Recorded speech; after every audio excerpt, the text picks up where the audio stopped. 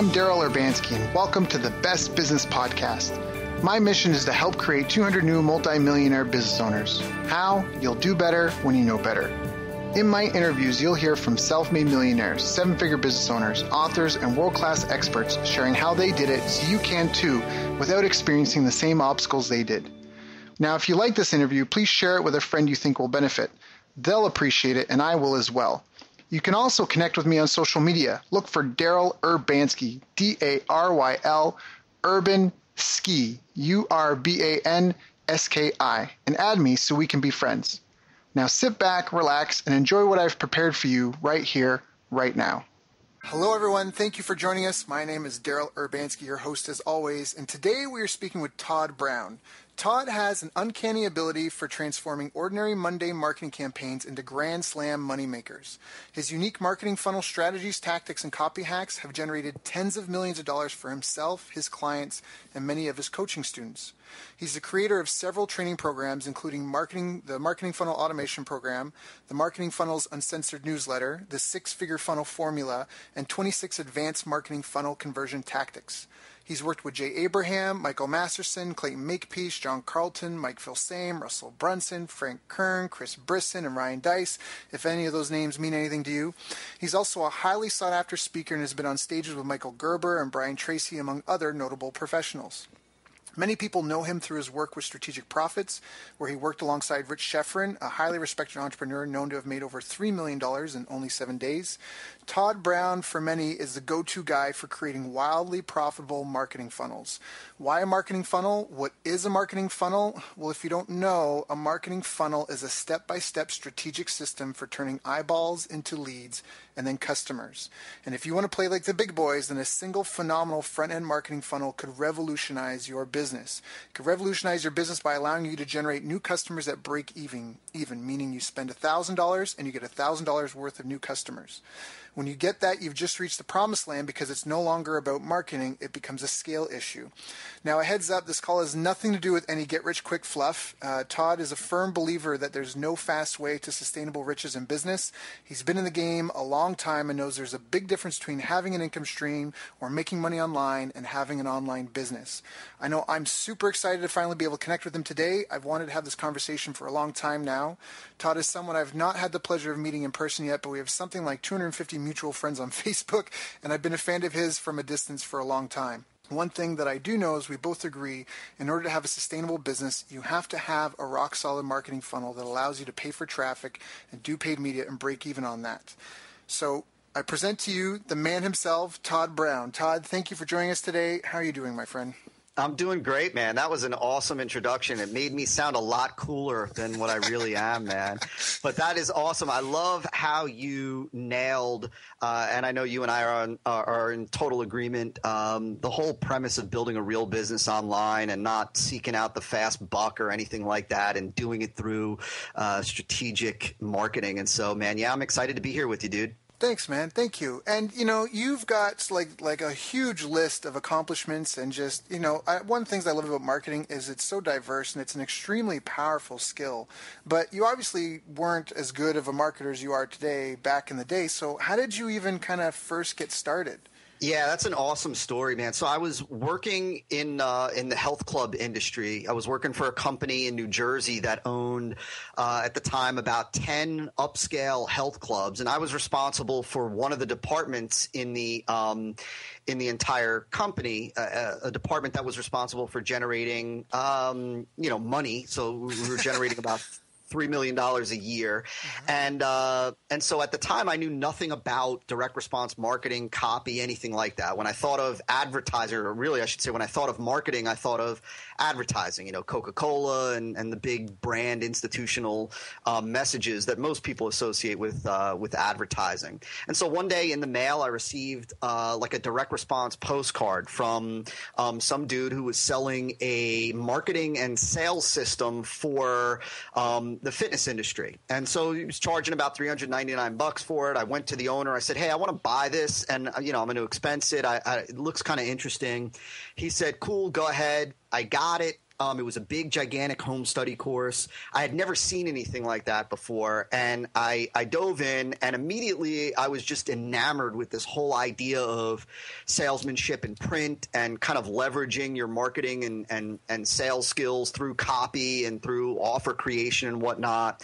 And so I immediately picked up the phone. I called the dude who created it, and I said, "Who did you learn from?" And he said, "Dan Kennedy." And so I'm embarrassed to admit that I immediately went out and ordered everything I could on eBay from Dan. So all these cassette tapes and everything. And and I actually still have those. I saved them kind of as like, mementos of those early days. And so that was my introduction into the direct response world. And so I began implementing what I was learning in the company. My department skyrocketed. I became like the poster child for the executive team at the company. And, wow.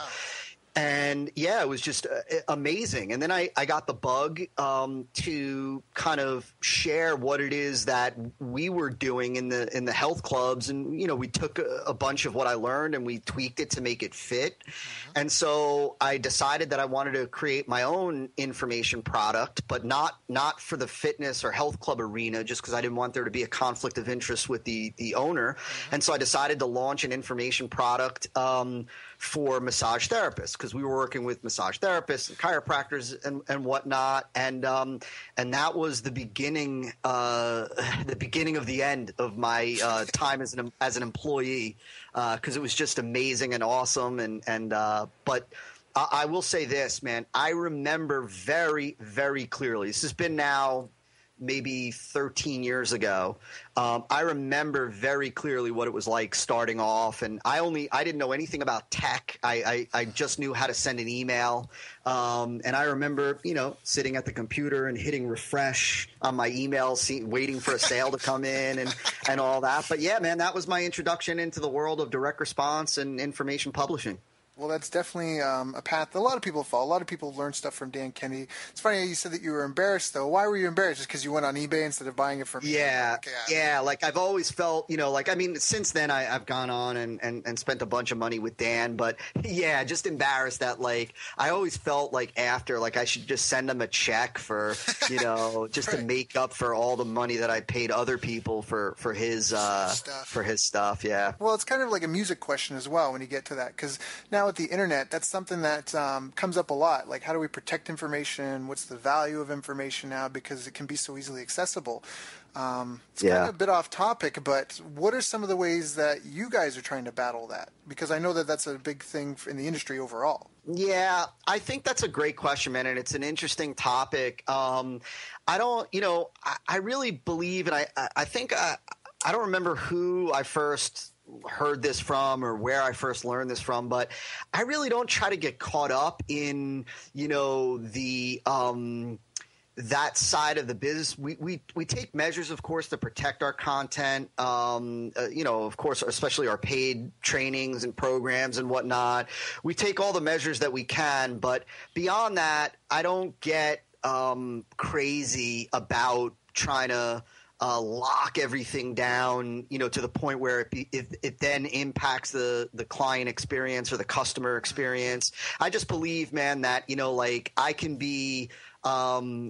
be more prolific. I can create quality content faster than it can get out. And so I just try not to get caught up in, I feel like, man, you got to be so careful with the internet that you're not getting wrapped up in the haters, in trolls, because, man, very quickly that stuff can wreak havoc on your psychology and your motivation. And so, yeah, I don't do a whole lot, to be honest with you. Yeah, no, that's fine. I just asked because you've been in the game a heck of a lot longer than I have, and so you've seen you've seen kind of the seasons come and go, so to speak. Yeah. What are some of the other things that have kind of stood the test of time, at least, or things that I guess I'm changing topics here, but just because I asked you that, and that's part of why I asked that, because I thought maybe you'd be able to say something about how it evolved, but that's totally fine, because I agree with you on that you're better. I mean, that's Ray Kroc. It's like, if you're not leading with marketing and innovation, competition, then you're falling behind, right? Because exactly that. You can't, it's really hard to protect. And even if you trademark your stuff, now you have to, now you have to fight it. And it's just a big, it's just loss of focus.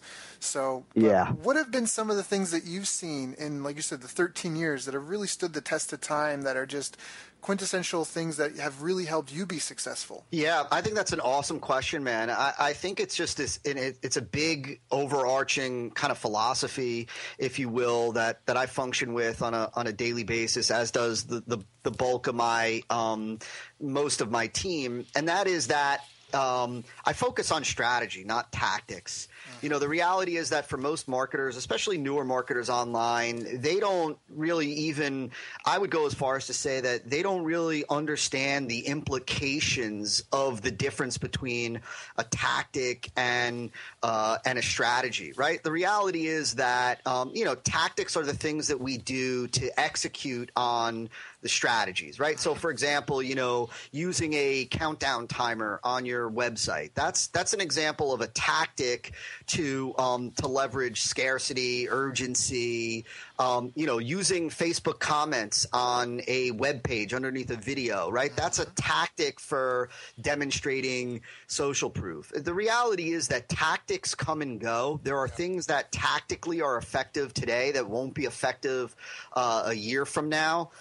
And so I focus, at least certainly when it comes to my education, my ongoing growth in that area and knowledge, learning, I focus on strategy, because strategies don't change, right? Like things like leveraging social proof, that was effective, is effective, and will remain effective. Right. The thing that will change is how we actually execute tactically the demonstration of social proof. And so I think that, it was my buddy who you mentioned, Rich Sheffrin, brilliant marketer, brilliant entrepreneur, who first said to me many years ago, we were having a conversation about the difference between the all-star marketers and the average marketers. And the discussion came to this point where it was like, look, the difference is not in the strategies, right? Like the all-star marketers, we're still, we're still like you, me, we're still using,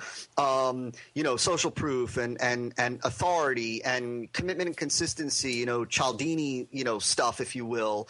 The difference is in how we actually execute those things tactically. Whereas the average everyday marketer will just use the common tactics, the things that they see everybody else using.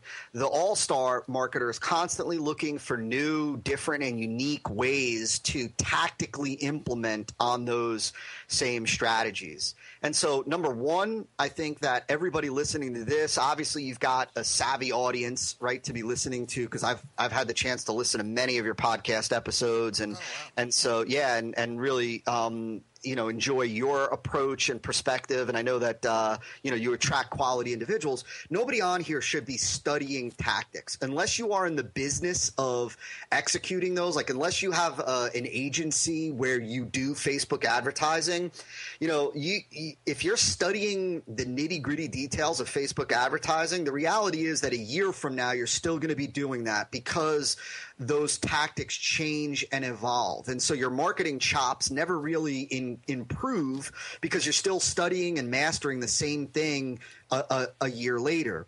And that's why, like, if you look at my bookshelf in my home office behind me, you'll find that the bulk of marketing related books, especially, but the bulk of the books are strategic, right? And that's why many of the best marketing books that all of your listeners should be reading, they're decades old, right? Breakthrough Advertising and all of John Capel's books, and Victor Schwab and Robert Collier, all these books that are decades and decades and decades old, yet they still apply today. That's because they're strategic, not tactical, right? I've never bought a book on how, especially a physical book on like how to do Facebook advertising, because the reality is by the time that thing hits your shelf, it's probably dated, because it's tactical. Right. And so the last thing, just very quickly, that I'll say is, everybody on here, before they go and they swipe a marketing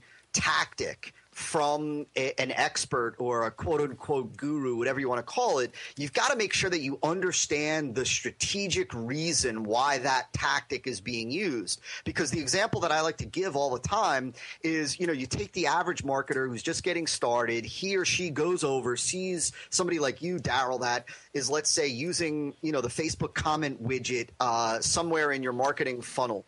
And they go and they say, okay, so I need to have a Facebook comment widget somewhere in my funnel.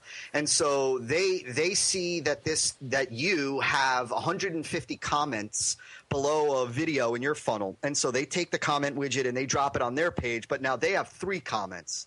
And they don't realize that the whole reason why you're using that Facebook comment widget is to execute or demonstrate the strategy of social proof. And now they have 3 comments. And so if anything, they have reverse or negative social proof. And they just shot themselves in the foot. They're using the same exact tactic, but strategically they just killed themselves. And so strategy, not tactics. Yeah, and that's a really, really, really important thing to say, because I say that often. You can't build a house just by looking at it from outside and trying to model it.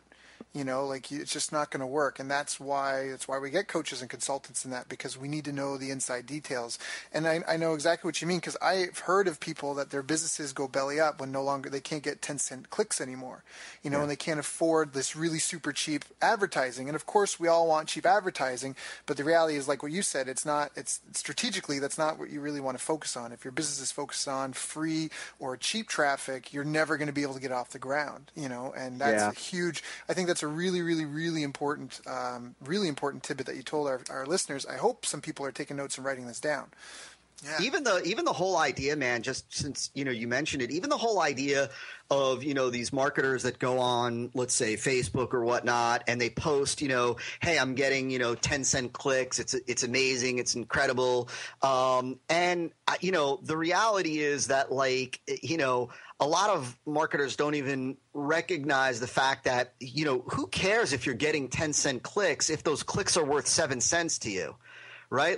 In other words, it's not, to me, there are certain things when I think they just don't understand, in some cases, not all by any stretch, right? Because there's tons of savvy marketers out there. But I think it saddens me when I see newer marketers that are focused on something like getting cheap clicks, but they don't understand the overall strategy of direct response marketing, that the real game is in being able to afford the most per click, not the least, right?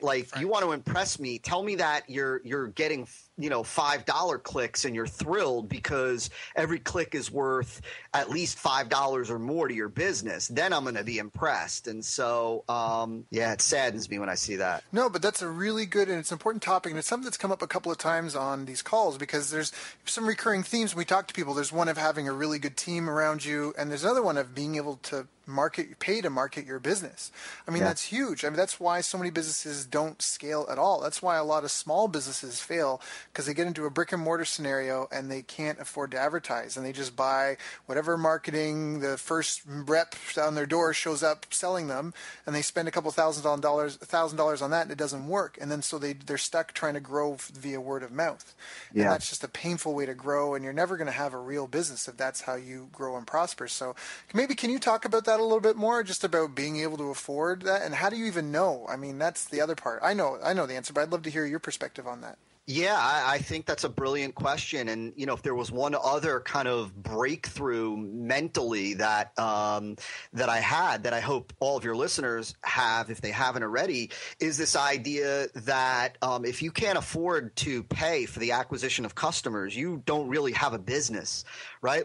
I know that it was, I've been blessed and fortunate down here in South Florida to be surrounded by some incredible marketers and entrepreneurs and business people. And so I had the opportunity really to first get some, mentoring from Mark Ford, Michael Masterson, the guy behind Agora, a $500 million a year information marketing, giant, the biggest information or the biggest newsletter publisher today in the world. And, he was the guy that really opened my eyes to the fact that, security, stability, consistency in your business only comes from the ability to acquire customers from paid traffic. And so first and foremost, let me just say this, that the whole name of the game, first and foremost, the whole name of the game, the priority for everybody listening, before you outfit your office with a great chair and all, business cards, any of those type of things, your first main priority is setting up a conversion vehicle, or what you and I refer to as a marketing funnel. And we could certainly and should certainly talk about why I call it a marketing funnel and not a sales funnel later on if you want. Sure. But the priority is being able to set up this conversion vehicle that allows you to consistently acquire customers from paid traffic. Until you can do that, nothing else is more important. You have to be able to put in $1 into paid traffic on the internet and extract out $1 in the form of a sale, new customers and prospects. So when you mentioned in your introduction the idea of break even, that's where we focus with all of our clients, our coaching students, and that's where we focus in our own business. On the front end, all the marketing that we do with prospects with the aim of turning a prospect into a customer, our goal is to be able to put in $1 or $10 or $100, $1,000, whatever that number is. Our goal is to be able to turn that $1,000 into $1,000 of sales of new customers and prospects. On the front end, as soon as possible, right? When you're able to do that, right? Like you're acquiring customers for free, you're acquiring leads for free, right? And so that's number one. And you are, to answer the second part of the question, right? Like that's why everybody on this call, everybody who uses direct response marketing, the beauty is that everything is quantifiable and trackable. So anytime you spend $1 on a Facebook ad, let's just say, well, you need to have your tracking in place that shows you what is the ROI of that dollar. So for that $1 that you put into that Facebook ad, how many dollars did you make back? And that's on the front end. That's the whole name of the game. And I think you said it best. The reality is that most marketers just can't do that. Most marketers don't have a funnel in place that allows them to extract out $1 for every dollar that they put in. They actually are forced to go negative on the front end. And so for most, it's just not sustainable and they can't do it. No, and that's huge, because everybody knows, first of all, I think there's two key things in business. First of all, everybody knows you need new customers to have a business. So you have to be able to meet new people. And if it costs you more money to meet new people than you make off of meeting those people, then you're not going to be able to do that very long. And so that's just like fundamentally, that's just right. That's flawed. But then the second thing a lot of people don't realize, because I know some of these people are listening, they're like, great, but you spent $1,000, Todd, and you made $1,000, but like you broke even. So what? But I think a lot of people might not even realize that the value is in the regular customers. Everyone knows that you need regular customers to grow and sustain a business, but a lot of people, like one of my pet peeves is I'll go to a restaurant, I'll spend a couple $100 on some food, and I leave, and the restaurant owner has no idea who I am, no idea where I live, nothing. I just gave them a couple $100. I walk away, and they have a slow Thursday night, and they're going to what? They're going to put an ad in the newspaper and market to people who have no idea who they are. And so that's kind of the two parts. And I'm hoping this maybe segues into what you talk about the marketing funnel and why it's not just a sales funnel. Am I hitting it at all? Is that in it at all? Yeah, I think so. I think first and foremost, just to address what you said, I think that it's the difference between the way the typical mom and pop entrepreneur operates from the way the savvier direct response marketer operates. The typical mom and pop entrepreneur, they don't differentiate between front end and back end. The purpose of every single transaction for your average entrepreneur is to generate profit, whether that's the first transaction with a brand new prospect, brand new customer, or the 12th transaction. In their mind, the objective of each of those transactions is identical, and that's to generate profit. Whereas the seasoned or savvy direct response marketer understands that, that there is value in a customer. There's value in a buyer that isn't necessarily there in a prospect. And so we look at marketing under two main broad categories. We've got front end and back end. Front end is all the marketing, like I said, that you do with prospects. And the goal is, right, to turn those prospects into customers. Right. Now, our goal on the front end is maximum customer acquisition. It's not maximum profit. It's not even profit. It's maximum customer acquisition. Now, when I start clients off, I always start them off with that means being willing to go to break even, meaning you put in 1,000, you get back 1,000, but now you have customers and leads and so on. That's where the back end comes in. And the back end is all the marketing that you do with existing customers. And in the when you're in business, the savvy direct response marketers understand that all the profit in your business is on the back end, right? The most expensive activity in any business is the front end, and that's because you've got all those acquisition costs, right? It costs you a certain amount of money to acquire a customer. Most businesses don't even realize how high their acquisition costs are. They don't realize that, right? If they spend $1,000 and hypothetically acquire 5 new customers from that 1,000, they don't realize that it actually costs them $200 to acquire a single new customer. Yeah. And so when you're able to acquire customers for free, meaning you're breaking even on the front, the beauty is that the second transaction, the third transaction, the fourth transaction, that's all profit because you don't have those acquisition costs, of course, minus any cost of delivery on the product. And so, yeah, we differentiate and segment. Customers receive, customers get put into customer funnels for products that are, products and offers that are back end, and prospects go through marketing funnels that are designed to, again, to acquire maximum number of customers. And so there are certain types of offers and certain type of sequences that we only use on the front end. You hear, like, for example, you hear, let's say, a common vernacular in the IM, in the internet marketing community is the tripwire, right? Which came out of, from Ryan Dice, and who's a friend and massive respect. I tip my hat to him. But the reality is what most people don't understand is that a tripwire is only an offer, which is an ultra low priced offer, right? It's a low barrier of entry offer.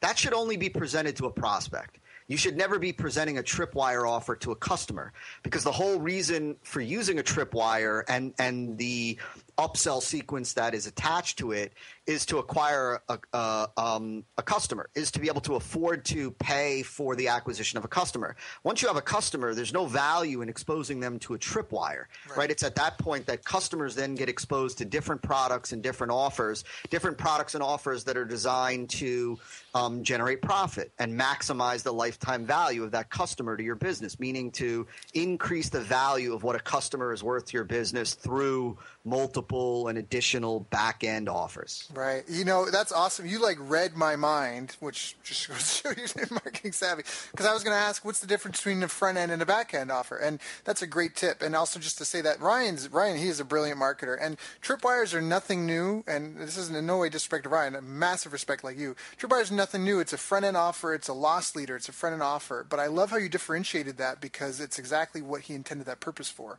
One, It was brilliant. You're on stage in front of 3,000 marketers, and he seeded lingo into the industry, which is now permeated to word to even, you know what I mean? Like it's even here, which is a brilliant marketing move on his part. But I love how you differentiate that. It's your tripwires are just low-end product offers, just that make it easy for someone to buy. And that's because a lot of people are scared to spend money if there's no relationship, right? All things being equal, people want to do business with their friends. All things not so equal, people still want to do business with their friends. And if they never spent money with you, then they're really afraid to spend money with you. So I really love how you differentiated that. That provided clarity for myself as well. Cool. That's a great trip. That's a great tip. And you said that was something that you learned from studying under, with Agora? Yeah, that was really that came from two people, really. So let me give credit where credit's due. So first, Mark Ford, Michael Masterson. And the second individual is Clayton Makepeace. And Clayton is, he's one of the greatest living copywriters today. He's a guy that, he generates over $1 million a year from from one client alone in copywriting royalties. And the way Clayton first kind of shared it with me, and it's something that I pass on all the time to clients, is that it's, on the front end, let's say a prospect comes into a particular funnel for a particular product and they don't buy, right? So they're still a prospect. Okay. So on the front end, we move people horizontally, meaning so we'll make them an offer for a front end product, whether it's $19, $29, $49, whatever. The price point is insignificant. If they don't buy, we're going to give them the opportunity to buy a different front end product, right? And we're going to continue to move them horizontally until we put out a product in front of them that really resonates with them and that they buy. Well, once they buy and they become a customer, they're no longer moved horizontally, meaning they're no longer presented with other $19, $29, $49 offers. Now we move them vertically. And so now we bring them through an ascension process where, we're going to look to now turn them into a more valuable customer or client by giving them more value through higher price point, higher touch, more in-depth programs, products, services, et cetera. I love that. Yeah, that's great. And that's the ascension funnel. So once they prove themselves and they become a buyer and they enter your buyers list, you're trying to turn them into a multi-buyer and move them up the funnel. Todd, what are your thoughts on price jumps? Because I've heard different people say different things. Some people say that, you never want to go more than 3 times what they've paid before and scale them slowly. Some people are like, forget it. And Matt, what's your opinion on that? Yeah, that's a hot topic for me. So I'll answer that within a specific context. So typically when marketers are taught, this idea of upselling, right? And when, marketers are taught like, look, so today, this wasn't in place years ago. Like years ago, we didn't have the ability to do one-click upsells, one-click add-on offers. I think that whole technological advancement radically changed the game for what is now feasible to present as a front-end offer, right? Because the reason why you can do a tripwire today and still make that and still be able to break even is not because of the tripwire or your conversion rate on the tripwire, but it's because of the additional upsells and whatnot that you're gonna make to increase the transaction value. But here's the thing. So what most marketers are taught as it relates to upselling is they're taught, like you said, the typical 3 times model. So they're taught like, look, if somebody comes in and somebody spends $50 with you, $49, that the next offer that you should make them right away in that upsell sequence, in that upsell path is priced up to about $150. Well, my take on that is, and this is from testing, massive testing, and tons of experience with funnels, obviously, as you know, that is ridiculous. It's ridiculous because where in the world of commerce, and I want your listeners to think about this for 1 second, where in the real world of commerce can you go and will you be offered something immediately after you just bought one thing that is 3 times the price of what you just bought? Nowhere. You go and you buy a men's suit for $3,000. You're offered a shirt for $300. You're offered a belt for $80. You're offered a pair of shoes for $200.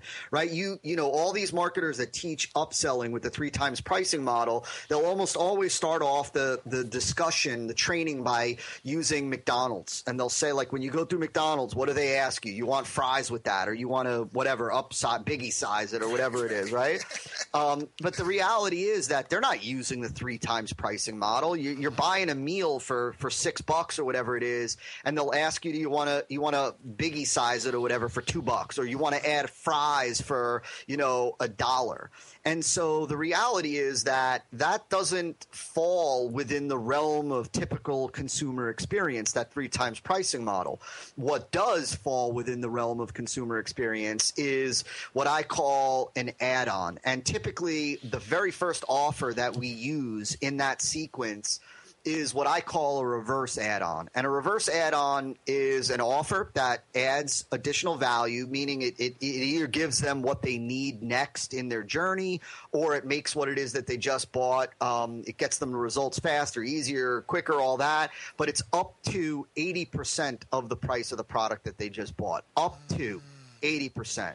So typically this is why we'll typically see take rates on those offers in, the mid to high 40%, meaning, anywhere from 4 to 5 people will take advantage of it because it becomes a no-brainer, right? They just buy something for for $49, and now you offer to them the ability to add something onto their offer for $29, it becomes a no-brainer, right? If it gives them more value and so on and so forth. And so right, and the psychology there is great, because if they just spent $49, what's 20?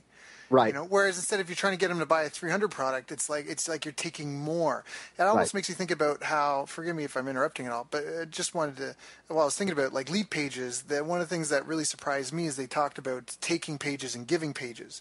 I saw Chris speak at one of the internet marketing parties before some conference, and I was really impressed by that, because he said that they feel that when you have your form, and of course you're always going to test, and every situation is different, but that's why almost all their pages you have to click to get the form to pop up, because if it was just there, it felt like it was taking, whereas otherwise it was a giving. And what you just described, I'm like, that's so great from a psychological standpoint, because I think you're right. If it's an upsell, and it's like you're taking more, right? As opposed to, it just almost seems like, hey, look, I'll make this better for you. Just, give me another $10, and I'll make your $49 thing way better than you could have thought. You know what I mean? Like, I just, yeah, really absolutely. love that. I really, and really love that. there's, if you want to get a little advanced for 1 second, I'll just say this, that there's additional benefits to pricing your first add-on offer that way. One is, of course, most people don't even associate this with their upsell sequences, they would call it, and that is there's an inverse correlation between the number of upsell or add-on offers that a new customer takes and refund rate. So the individual who takes 2 of your add-on offers, your refund rate for those people is going to be substantially lower than the people who only take the primary main front-end product, right? So right off the bat, one of the reasons why we want to increase the take rate on the add-on offers is because we know that it reduces refunds, right? So I want to maximize the number of people that take advantage of that offer. See, whereas most marketers are simply thinking about average transaction value, what they're thinking about is, I'm going to have an upsell in here. Like, you have some marketers that go to the extreme and they say, I'm going to have I'm going to sell something for $50, and then I'm going to make an upsell offer to every customer for $497, right? And in their mind, they say, I only need one person out of 100 to take that offer for it to radically bump our average transaction value. Right. And so that's true. Okay. However, what that means is that 99 out of 100 of your customers are only taking advantage of the very first product, right? And so the other thing is that when you're in the information business, right, I want those new customers to spend more time with me, quote unquote. I want them to hear my voice more. I want them to see more of my videos, read more of my content, right, because they bond quicker. The relationship is established quicker, which increases the speed at which I can move them to the first back-end offer, right, a week later, 5 days later. Whereas for the marketers that are going from a $49 product to the extreme of $497, 99 out of 100 of their new customers are only being exposed to that very first front end product, and that's it. So now the back end is infinitely harder for them than it is for me. And the final benefit is that it creates yes momentum going into the other offers. So right, I get a yes, and then I get another yes from a substantial chunk of those new customers. Whereas the marketer who's going from 49 to, let's say again, 497, the overwhelming majority of their customers are immediately giving them a no. Right. So big difference. And the reality is that economically, because with the reverse add-on, you get substantially a much higher take rate, that you still will bump average transaction value. The difference is that you're doing it only because you're getting, like I said, 40+% of your customers to take advantage of that add-on, whereas the person who's going to the extreme, is getting much lower. And the last thing that I'll say is the idea that when I hear people say, like, you can use, take your first upsell and price it at 3 times, and you'll still get 20 to 30% of your customers to take it. That's ridiculous. That's most of the time marketers are not seeing that. If they're pricing it at 3 times, 4 times, they're not seeing 30% of their customers take advantage of that offer. Todd, that is awesome. I hope everyone's taking notes. If not, you better go get yourself a pen right now. Pause this because Todd is dropping bombs. I mean, that was beautiful. That was really beautiful. Cool. Awesome. No, man, I love it. And it just goes to show the experience you've got and the wisdom that you've had. So that is really very, very, very insightful. And that's something that I'm going to start testing as well, more of those. Now, do you believe in a limit on how many upsells? I know guys that they will do 8 or 9 upsells. They'll put it there just in case there's that one customer that'll go through it all. Do you think that there's, like, at some point it's too much? I've been through some, like, infomercial style.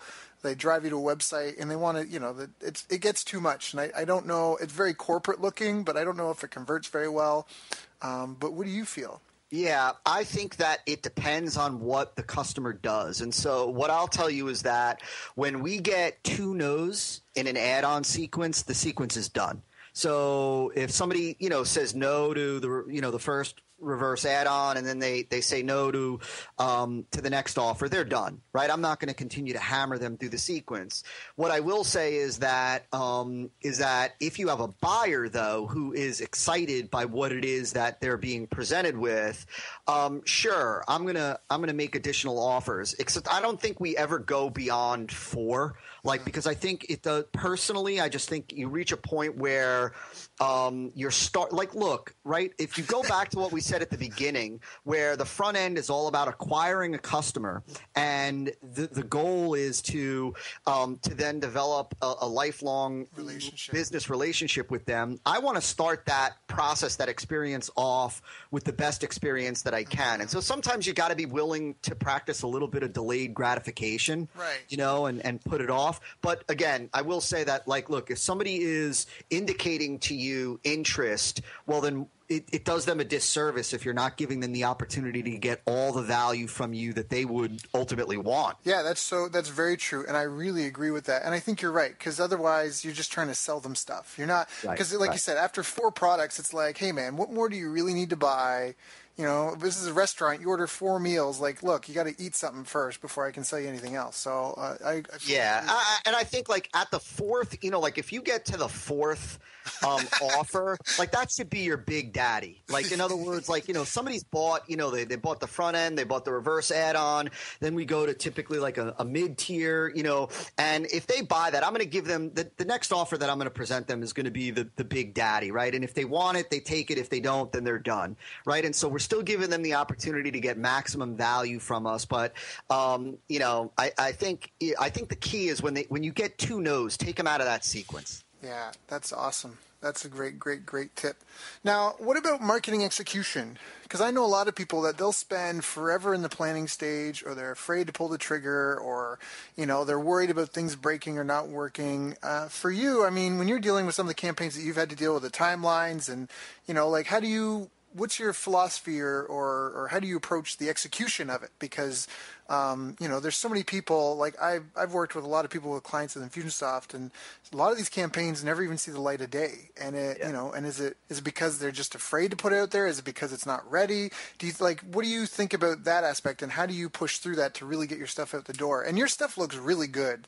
I'm definitely envy. I'm dude, I don't know who his web guy is, but I need to steal him because your stuff just looks so crisp. I mean that jokingly, of course, but you just. I appreciate that, man. I think that, so we break the execution down into 3 phases, and these 3 phases do not overlap with each other, and it's an important point that I'll come back to in just a second. So the first phase is engineering, right? And that's when we're actually kind of, let's call it, we're setting up the funnel. Now, when we're engineering a brand new funnel, we're not engineering the entire funnel, meaning we're not we're not setting up all the upsells and downsells and all the, intelligence and logic in there, because we're trying to get to what I call a minimum viable funnel, which is we're trying to get to a point where we can go to the market and test the premise behind the front end product, the main front end product, right? Because the reality is that if, look, the upsell or add-on offer sequence doesn't matter if nobody's converting, nobody's buying on the main offer, right? So before you worry about, structuring the upsell sequence and all that, you want to go out and you want to test a minimum viable funnel. And we typically will do that. Typically we do that with cold traffic, with paid traffic. Now, if for somebody that doesn't have the cash flow, then you can certainly start with your house list. Now, if your house list doesn't buy the product, if it's not converting, then you're never going to convert, or the likelihood of converting with cold traffic, goes way down. But what we're ultimately doing is we're engineering a minimum viable funnel, and then we go and we immediately test it with cold traffic. And of course, we're tracking everything, right? So that we can see ROI. Now, depending on that initial test and depending on the ROI, we may go into the next stage, which is optimization. And optimization is when we begin implementing, like, depending on the ROI, if we're close to break even, well, then I know that if we're close to break even, that we're going to be able to implement the add-on offer sequence. And, I can run the numbers in my head, like using low projections, like how will the economics of that funnel change? And so at the optimization stage is when we begin to implement the add-on offers, and when we go into our testing phase, right? That's when we will look at the funnel.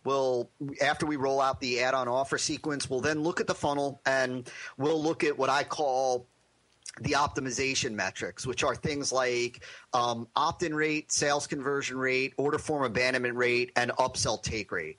And I look at it like I look at a chain. And I'm always looking, when I look at that chain, for the weakest link, right? Because like I say all the time, right, like everybody knows, the strength of a chain is determined by the weakest link, not the strongest link. Doesn't matter how many pounds the strongest link or the second strongest link can withstand. That chain is only as strong as the absolute weakest link. That's what, right, we call the constraint. And so we identify, using our optimization metrics, what is the constraint. And then when let's say the constraint is the opt-in page, because, opt-in rate is 7% or something crazy, right? So then we go to work testing and tracking the opt-in page. And the beauty of what we do in the direct response business, especially online, is that the reality is that the worst your funnel is ever going to perform is today. Right. Because, love that. Yes. Right? I'm so glad you said that. I love that. Yep. Keep going. No, because then, we're able to just test new elements and eventually, like, look, you might test 10 new headlines, and it only takes one of those to bump conversions for you to make progress. Then we look again and we see what's the constraint. Okay, the opt-in page is still the constraint. So we go and we continue to test, and we're incrementally improving the results until that opt-in page is no longer the constraint. Then we might see, okay, the order form abandonment rate is now the constraint. And so now we go and we continue that process. Now, what I will say is that there is a point where you can be operating within the second stage, optimizing the funnel, and the third stage. The third stage is scaling the funnel. And scaling is the easiest of the stages, and it's also the most exciting part. And it's really where, once you're able to extract out $1 for every dollar you put in, the name of the game becomes, how many dollars can I put in on a daily basis, right? And so at that point, it becomes, I want to scale my budget. That's really, scaling a funnel is more about scaling the volume of traffic that you're putting into the funnel. And in order to do that, we just scale up our budget. We go from, $100 a day to, $200 a day to $500 a day to as high as we can possibly go. And remember that for everybody that's listening, you're not starting out with $20,000 sitting in an account waiting to be used for marketing. Remember, we're putting in 500 today or 200 today or 100 today or 50 today, wherever you're starting. And our funnel is recouping that money plus customers plus leads, and now we're taking that 50 or $100 and we're putting it back to work for us tomorrow, doing the same. Right. And then the game, right? So your bank account has not gone down at all. Yep. You're recycling the same dollars over and over. Then it becomes, well, let me see if I could put in 200 today and recoup my ad spend. Okay, I can. So let me do it tomorrow. Okay, now can I go to 300?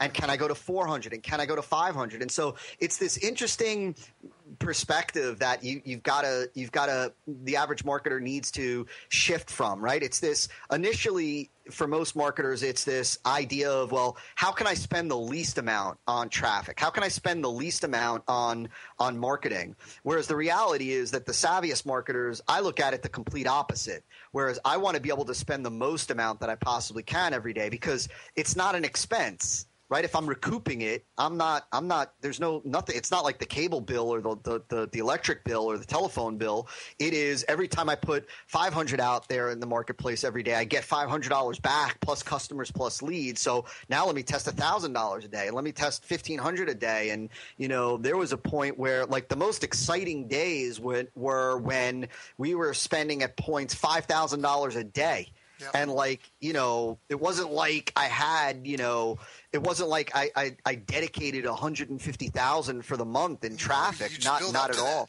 You build up to that over time, right? And you build up to it over time. Even today, when I start out a new campaign, we start out at like $100 a day. And, I'm not, starting out at like $100 a day, and that's it. Let that $100, let me prove it with $100, right? Because look, you don't start out with 1,000 or 5,000 or 10. You start out with $100 and let it prove itself and then recycle it and grow it. Wow. This is definitely like a seminar and an audio, and this has been great. And I love it. You've given really great answers, either I agree with or things that I hadn't even considered. So I love that. So your 3 stages was engineering, where you just set up your basic viable model, just get it out there, see if it even works, see if people are even interested at all, test it with your cold traffic, track everything. Then the second stage was optimization, where you take a look at your entire funnel here, the chain, and then you look at the weakest link. And do you test multiple things at once, or do you really just focus on the weakest link first? I always focus on the constraint, because the way to look at it is let's say you have a 5-lane highway, and that 5-lane highway then goes into, 1 lane, for a half a mile. And then after that 1 lane, or whatever, 1 lane going each way. And then it goes back to a 5-lane highway. So in that example, the what's often called the bottleneck, which is really the same as the constraint, is that section of the highway that's, only 1 lane.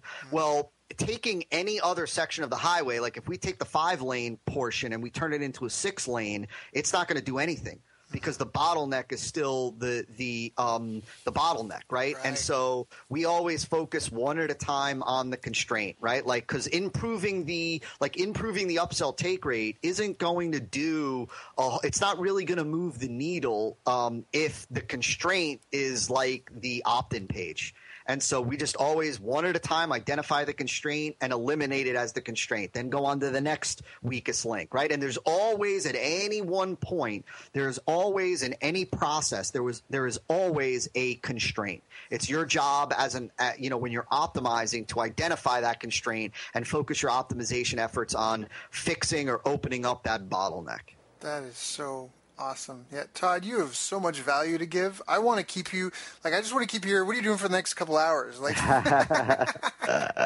I'm with you, man. I hear you. Yeah, I love this. This is why I do this. I mean, again, this is what inspired the podcast in the beginning. I had a buddy that said, Daryl, if I was able to sit down and have conversations like you have with some of the people I'd be doing $1 million funnels myself. And that's what really triggered it. And just even this conversation, I'm like, man, the people that are listening to this, for some of these people, it's going to be life-changing. So just thank you for bringing that to the table and just not hiding anything and just being so forthcoming with it all. It means a lot, I know for you, it's just about giving back. It's not going to change anything. No competitor is really going to be able to model and do what you do anyway. So it's not a big deal at all. So I just really, really value and appreciate that. Todd, what are you working on these days? What's got you really excited? I'm seeing your ads all over the place. What do you got going on?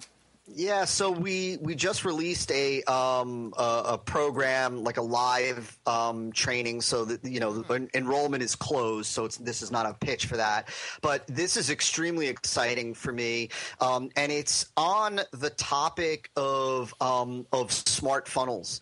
And so I won't bore everybody with all of the background on why this is, like, in 2016, the big trend with online marketing is going to be marketing processes, marketing methods that dynamically interact with and adapt to who the prospect is and what the prospect does as they're interacting with your funnel and your marketing. So we're seeing this in the world of apps, more customization, personalization. We're seeing this already with of course retargeting, which most people should be at least somewhat familiar with, right? Retargeting, which today is it provides some of the highest ROI of all paid methods. And look, it's an example. It's a type of smart or more intelligence built into marketing, right? Displaying a particular ad to a particular product based on to a particular prospect for a particular product based on a particular page or set of pages that a prospect has visited. Yep. And so, right, it's intelligence. It's not just a generic general ad. It's an intelligent advertising process, if you will. Mm-hmm. And so that's one little example. Now, there are companies like, I think it is it's either Progressive or Priceline, I can't even remember, who today, looking at their metrics, they were able to see that visitors to their website that are on an iPhone are better quality customers. They respond to higher quality deals than, let's say, visitors to their site with an Android device. That's awesome. So today they have intelligence built in where if you go to their site on an iPhone, the deals that you're going to see are different from the deals that the Android users are going to see. So what it's allowed them to do is it allows them to further monetize the quality of the iPhone visitor, and it allows them to bump conversions with the Android visitor, right? And so rather than simply just presenting a one-size-fits-all deal or message to everybody, they're using an intelligence. And so what the training program, what that's all about is how you're able to build in that marketing intelligence through every stage of your funnel, even on your main site and blog. So, for example, like a simple example, and this is stuff that all of your listeners can begin to be aware of and conscious of, because most are already going through some level of a smart funnel or a smart marketing process. But a simple example is you've got an individual who goes to your blog, for example, and they're interacting with a particular category of articles on your blog. Well, it's the ability to display a sidebar that's targeted to that category of content. Or if they're on it, if you have a golf blog, for example, and they're reading an article about golf attire, right? And so your sidebar is now dedicated to golf attire offers and lead magnets, if you will, that are directly linked to golf attire deals, a deal on shirts, a deal on hats, a deal on shoes, and so on. It's the ability to present a first visit incentive, a first visit offer to a prospect the first time they go to your sales page, right? Giving them an offer, a special offer that they only get on the first visit to that product page. It's the ability to use what I call dynamic offer stacking, where somebody goes to your sales page a second time and you're able to have an additional bonus that they now get. And that's only being displayed to them because it's their second visit to the page. Or on the third visit to the page, you're able to display a discount, a deal, a payment plan. It's the ability to, let's say, have a delayed add to cart button on the first visit, that when somebody goes to watch the VSL the first time, on the second time, there is no delay anymore. Or, on the second time when they go to watch the VSL, they're able to pick up where they left off rather than simply forcing everybody to start from the beginning, or if they go to a VSL page and they don't buy, they now go over to your blog and they're followed around your blog with what I call internal funnel retargeting. So now they see a banner on your own blog specific to that product that they didn't buy, and the same thing happens. It's fully coordinated externally, where when they go to Facebook, they're retargeted with an ad to bring them back. And once they buy, not only are they no longer externally retargeted or internally retargeted, but maybe now internally there's an ad on your blog. Either there's a banner for them to access their product, and then 3 days later, if they come back, there's now a banner that's displayed for them to take advantage of your first back end. Right? It's an adaptive, interactive process that gives every prospect, every visitor a customized experience based on what they're doing, not doing, what they're consuming, what they're not consuming, and so on. And so in 2016, you're going to see massive steps with that. You're already seeing it now, and you're certainly going to see more advancements at the end of 2015. But the beauty is that technology that was once only available to the big companies is now available to us smaller players. And so it's allowing for some incredible stuff. Like we're already seeing, dynamic VSLs. Video sales letters where you're actually able to interact with it. And based on your answers, it brings you down a different path, right? So, you're talking to men and women and, they, tell me, are you a man or are you a woman? And they say, I'm a woman. And it brings them down, same VSL, but now it brings them down a totally different path than if they were a man, all housed within the same VSL, all dynamic, responsive, interactive, the whole nine. You couple that with some of the examples that I just showed you of smart funnel or marketing intelligence, and that's why marketers are now seeing conversions creep up into the the low double digits, and so that's what I'm most excited about. Which is super exciting, man. That's super exciting because really, you mentioned at the very beginning of the call about salesmanship in print, which is basically leverage salesmanship. It's the ability to sell to more people than you could physically one-on-one. And what you're describing is basically turning technology to replicate how you would respond. If you were there sitting face-to-face with that person, you would talk to them differently if they were a man or a woman or all that stuff. I love that. Well, what's funny, Darryl, to show everybody, your audience, how just how savvy you are. That was the big idea behind the funnel. We had a series of videos, like a big internal product launch, and what you just described was the exact big idea that I utilized when designing that campaign. That it was like this idea of like, look, we all know how much higher conversions are when a prospect meets with a salesperson, right? Like Salesforce came out with a stat that it's between 20 and 40%. And so I'm not saying that anybody's going to experience a 20 to 40% conversion rate, but how much higher than the typical 2 or 3% or even 4% would your conversion rate go if you had a real live, interactive, dynamic, responsive, attentive salesperson that was doing all of your marketing and selling for you? Well, a smart funnel is the closest thing that we have today to that experience. Yeah, that's awesome. So kudos to you, man, for nailing. Shows everybody how savvy you really are, man.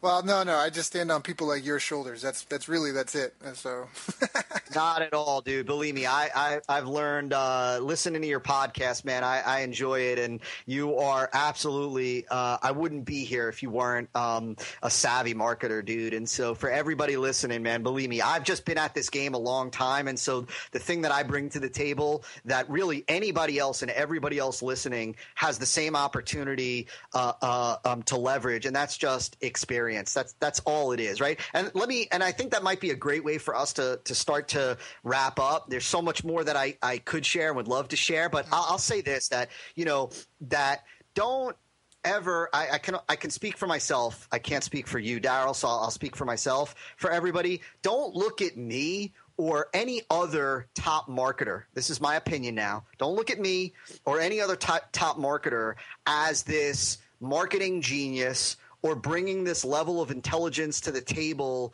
that you don't have. I can speak for myself, and I can speak for many of the marketers that I consider friends, that I don't bring anything innate to the table. Like, I was a terrible student in high school, and it took me 6 years to graduate from college, and I got like an 860 on the SATs, and which if those of you who know anything about the SATs know that it like starts at 600 and goes up to like 1500 or something. When I was younger, I was diagnosed with a learning disability, and so I didn't read a book cover to cover until I was like in my 20s. And so I share that because like you've got the same opportunity. Like you've got to be diligent. You've got to be a serious student of this business. You've got to be willing to put in the time. You certainly should be willing to work with a mentor, like somebody like Daryl, and who can kind of help you avoid the pits and the mines, the minefields out there. But recognize that with time, with study, with due diligence, and with practice, you can develop the chops. I believe personally, just from my own experience and that of many of my friends, that marketing is a learned skill. It's not like, I used to think, these advertising folks behind, in these rooms, all creative geniuses that, like they were just naturally, innately creative. That might be the case in that world, but in the direct response world, I believe that it consists and it's made up of learned skills. And so you can learn them and develop them. You just need to decide that that's what you're going to do. Todd, that was awesome. You can just drop the mic and walk away now. That's exactly like Eminem or 50 Cent. Boom. Thank you, podcast crew. Good night. Boom. That's it. So, Todd, how do we get in touch with you? How do people? You've got so much knowledge and experience, and everything you say just rings with truth. How do anyone that wants to follow you or get in touch with you, how do they reach out to you? What are the best ways to contact you? Yeah, so there's two ways. One, I think that everybody listening should go check out a free video series that I have. It does lead to a product, but the free video series is better than lots of paid funnel trainings, and you can find it at sixfigurefunnelformula.com. That's SIX. So figurefunnelformula.com. Just opt in. You'll go through an awesome training video. I think there are something like, I don't even know, 17,000 likes and like 800 and some odd comments on that series. And it's just, it's stellar. The other place is you can go to our blog at marketingfunnelautomation.com/blog, and we got a bunch of articles and videos and training that really is more I don't want to say advanced, but it's definitely, it's for the serious entrepreneur, like you said at the beginning, Daryl,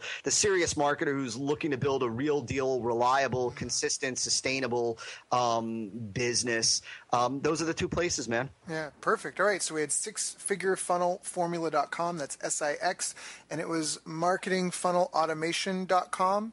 Did I get that right?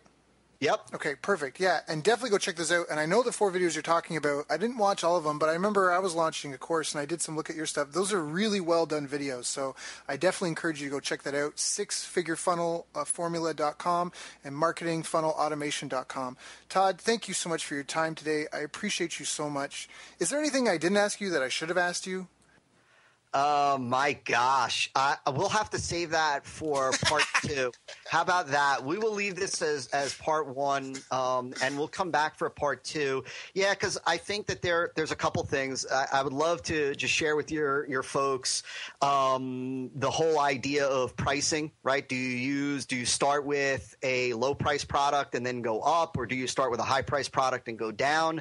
I think that we should talk about certainly the developing an idea behind your marketing funnel, because I think that most people skip what I believe is the most critical part of designing a funnel, which is, how do you develop the idea behind the message that you're actually going to communicate throughout the funnel, right? It's not like, most people get caught up in the tactics like, all right, so should I have a tripwire, and then should I have an upsell and then a downsell and blah, blah, blah. And they miss the whole strategic element of designing the message. What are they going to say to get the market's attention, keep engagement, say something new, different, unique, and fresh to the market? How do you understand what idea meets that criteria and what idea doesn't? And so, yeah, there's a bunch more that we can chat about, and it would be my pleasure to do that. I so appreciate you bringing me on here, and I so appreciate the opportunity to share my craziness with your tribe that is clearly from listening to your podcast, man. Is a savvy group, and as a fan of your show, yeah, man, it was an honor to be on here, dude. Thank you. You've reached the end of our interview. Now, first, let me thank you for listening. I appreciate and respect you more than you'll ever know. And now I'd like to ask you a couple of questions. First, what 3 lessons did you just learn? What 3 aha moments just jumped out at you? Second, what can you implement for yourself and your business in the next 24 hours? Third, what can you give to someone else to help you with, or give to them to just do it for you? Whatever it is, remember, taking action is the secret sauce to results. Now, if you think this interview would be helpful for a friend, please give them a link to it. It'll help them and it'll help me too. I'd also like to invite you to help me find out more about the challenges you're facing, your dreams, your goals, and how I can help you overcome what's holding you back. We both do better when we know better, and your success is my success. So please reach out and interact. You can visit our website, bestbusinesscoach.ca for Canada or California, where I'm from and where I'm living. You're welcome to also try out one of our paid programs. You can find us on YouTube, Facebook, and pretty much every other social media channel you can think of. You should also subscribe to the podcast, and if you're enjoying them, please leave us a nice review. It really helps. That's all for now. Once again, thank you. Take care of yourself, and remember, the world needs the best business you can build. And I believe in you.